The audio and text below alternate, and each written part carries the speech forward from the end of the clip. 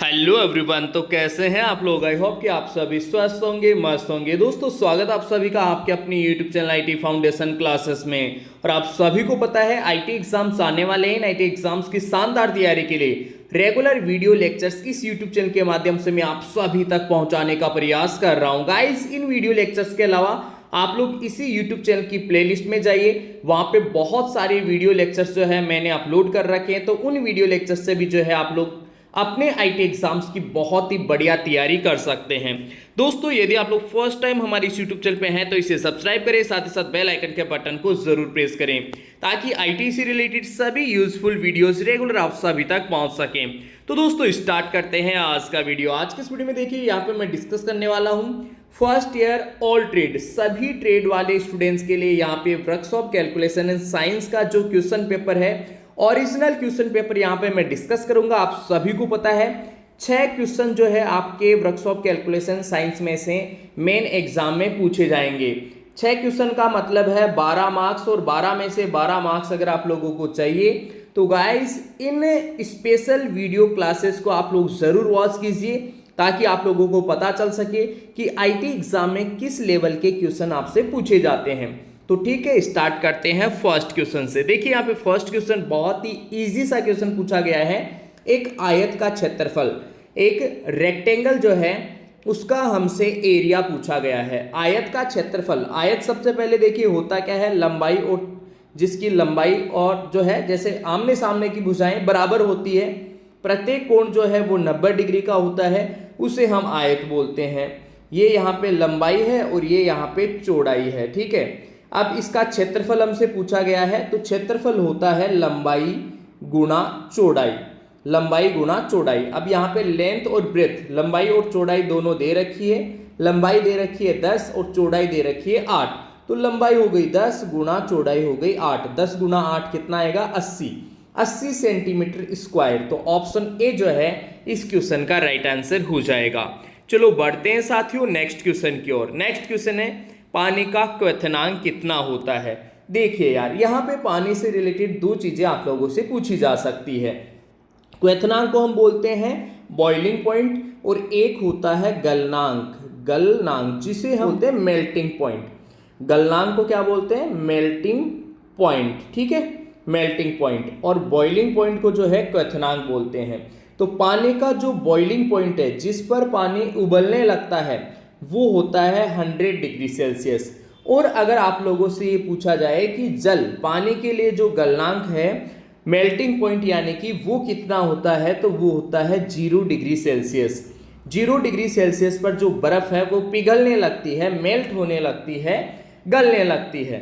तो 0 degree Celsius गलनांक हो जाएगा, और जो क्वथनांक है वो हो जाएगा 100 डिग्री सेल्सियस। राइट, तो इस क्वेश्चन के लिए जो है गलनांक यानी कि राइट आंसर हो जाएगा ऑप्शन बी 100 डिग्री सेल्सियस। इसके बाद में देखिए नेक्स्ट क्वेश्चन, हाँ यहाँ पे देखिए आप लोगों से पूछा गया है फर्स्ट ऑर्डर लीवर का उदाहरण कौन सा है। आप यहाँ पे ध्यान दीजिएगा स्टूडेंट्स, आपके 3 तरीके के लीवर होते हैं।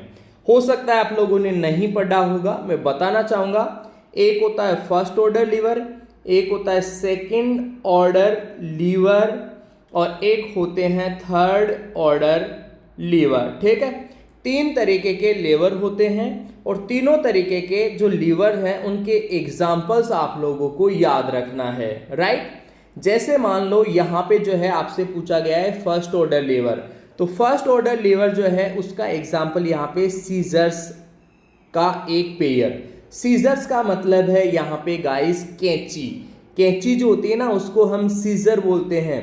तो कैंची जो है वो फर्स्ट ऑर्डर लीवर का एग्जाम्पल है।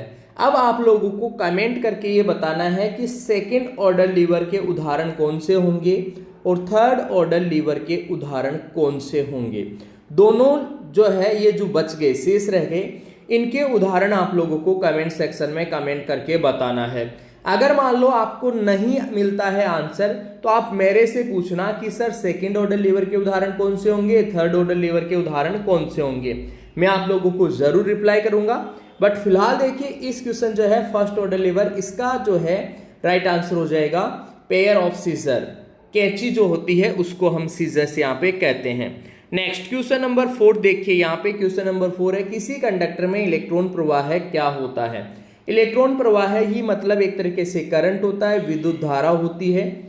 आपने 10th क्लास में भी पढ़ा होगा, या फिर आप लोग ITI electrician trade, wireman trade, electronics trade जैसी ट्रेड से कर रहे हो, तो वहां पे आप लोगों ने first year trade theory subject में भी पढ़ा होगा कि इलेक्ट्रॉन्स के प्रवाह को हम विद्युत धारा कहते हैं, इलेक्ट्रिक करंट कहते हैं।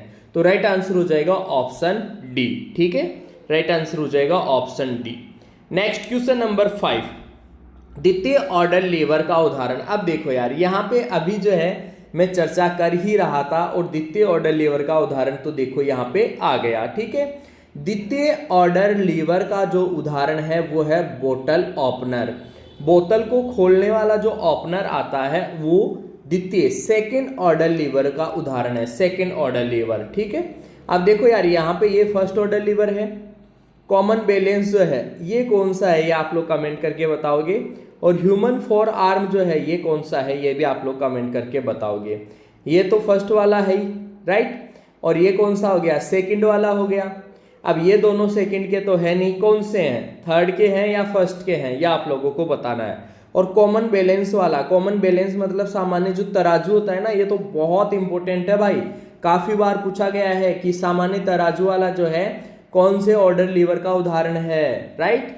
बहुत इंपॉर्टेंट क्वेश्चन है, आप लोग कमेंट करके थोड़ा सा चेक करना है, थोड़ा सा स्टडी के ऊपर आप लोग भी फोकस करो, राइट।